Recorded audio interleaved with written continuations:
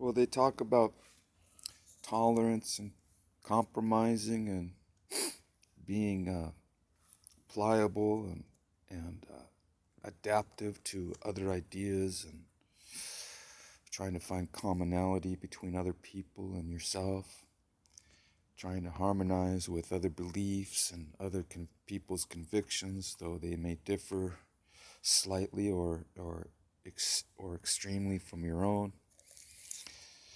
But I'm just reading something in the Bible and in the book of Numbers about Israel and their a relationship with their God, a God that is claimed to be the creator of the whole universe and the earth, and to be selective of a particular group of people called the nation of Israel, starting with an individual named Jacob, whose name was turned to Israel after he wrestled with either a manifestation of God Himself or a created angel that threw out his hip.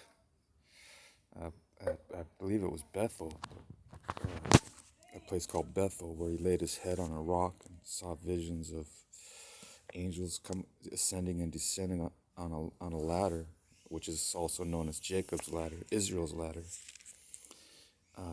They were out in this place called Acacia Grove. It was I don't know if it wasn't after Joshua took over. Moses was still alive, and they were wandering in the wilderness after they left Egypt, trying to get permission to go through all these other lands of other people's countries, the Moabites and the Ammonites and all these other ites. And they said no, they wouldn't let them pass. So they wanted to avoid war, so they went around a different route. But it came to a point where they had no choice but to stand their ground and move forward. So they had to go engage in battle a couple times in order to find passage to the promised land, to the land of Canaan, the Canaanites. But because that was their promised inheritance. So yeah, they were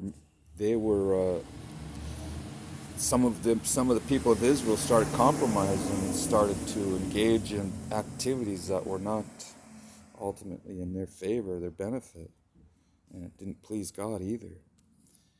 It was a corrupting influence that these Moabites had, and they were starting to engage in sexual promiscuity and fornication and adultery, and who knows what else, probably drinking and drugging, maybe even pharmaceuticals, which was a part of sorcery back then. It was all to enhance or induce their minds to a what do you call it, hallucinogenic state, to where they could be more influenced by these demonic spirits in their religious observance of these pagan idols called Baal, and they weren't supposed to. They're supposed to have clear minds, sober minds. And they're supposed to love God and be fervent in their devotion to their Creator. And they're not supposed to deviate from that path of righteousness and goodness and truth. And they're not supposed to engage in sinful practices, things that are considered an abomination with God.